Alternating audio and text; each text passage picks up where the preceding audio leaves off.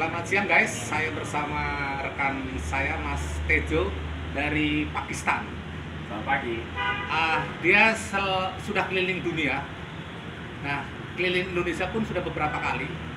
Tapi sekarang gelombang kesekian dia menggunakan sepeda untuk keliling dunia. Saya akan bertanya kepada Mas Tejo ini. Sebenarnya mulai kapan ini mulai keliling Indonesia? Dari tahun kemarin, setelah ini pandemi udah mulai, jadi saya lihat itu sepeda memang lagi booming. Saya pikir mungkin kalau saya keliling Indonesia itu lebih asik. Jadi saya pikir saya mau menikmati keindahan Indonesia, tapi naik sepeda. Saya mulai pertengahan tahun kemarin, tahun 2020. Saya pertama mulai dari tahap pertama itu Jawa Tengah. Saya mulai dari Pantura sampai Parangtritis, mulai dari Semarang, Magelang, Jogja, Solo sampai Parangtritis. Tahap kedua Bali sama NTB. Nah setelah itu saya balik lagi setelah dikit. Di dalam 2 bulan itu saya sekitar 3.000 km. Tiap hari saya gowes hampir 100 kilo sama teman-teman di semua daerah. Nah ini tahap ketiga. Saya masuk lagi di Jawa Tengah, tapi saya nambah kotanya agak baru. Saya mulai pertama dari Semarang ke Cemorosewu, terus Kudus saya keliling Kudus, Gunung Muria. Terus sekarang saya sedang di Tegal. Kita gowes di beberapa tempat di Tegal. Rencana saya besok saya mau gowes ke Purwokerto, keliling Purwokerto, mau ke Cilacap, Purbalingga, Bobolsari.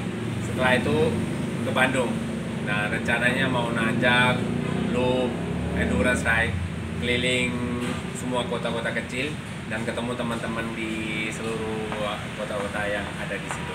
Ya. Saya ingin tanya nih, Mas Tejo ini fasih berbahasa Indonesia, padahal aslinya kan dia berbahasa Urdu ya, di daerahnya sana asalnya. Gimana ceritanya bisa berbahasa Indonesia ini dengan lancar? Pertanyaan ini sebenarnya yang sering saya dapat dari teman-teman semua, teman-teman di mana-mana di semua kota kok bahasanya udah kayak fasih banget. Nah ceritanya agak lucu karena pertama menurut saya bahasa Indonesia itu paling gampang sedunia. Saya keliling Afrika, di luar Afrika itu bahasa itu paling gampang. Nah gimana saya belajar? Saya nggak belajar di salah satu tempat atau di kelas. Saya belajar dari Opera Van Jawa. Ini agak lucu karena televisi ya? Iya.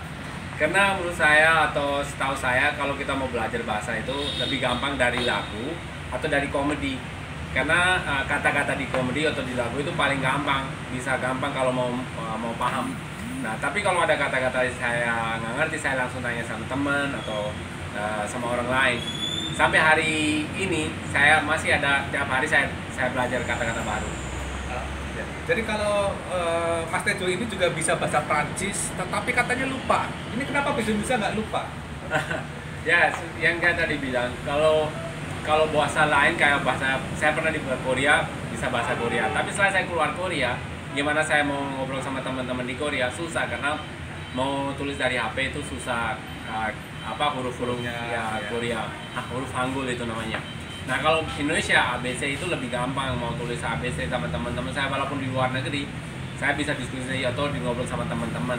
Baru saya dari Filipina, 2 tahun di Filipina, tetap saya diskusi atau ngobrol atau intai sama teman-teman di Indonesia, jadi nggak akan pernah lupa. Ya. Terus saya ingin tanya ini, hampir setiap tahun itu selalu keliling dunia ya, bahkan berbulan-bulan, bahkan lebih dari beberapa bulan. Itu kira-kira anggarannya atau dananya gimana ini? Ya, pertanyaan ini lebih sulit malah. Gimana ya? Menurut saya apakah ada sponsor gitu? Ada sponsor gitu. Kali ada sponsor.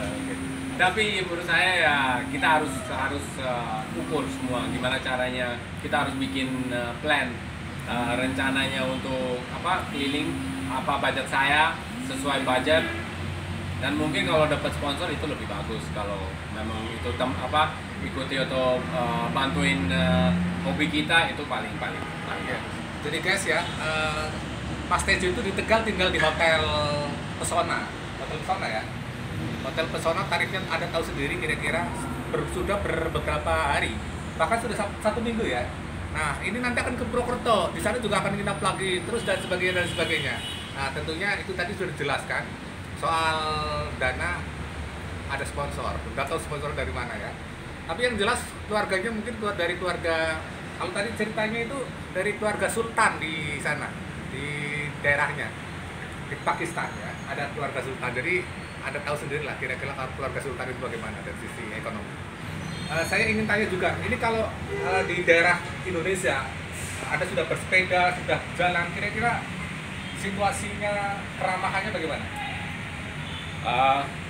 Kayaknya itu kalau fakta ini kayaknya udah jelas kalau hospitality atau dari Indonesia itu udah famous banget. Saya pernah keliling dari Pulau W Aceh ke NTB 2 bulan solo road trip.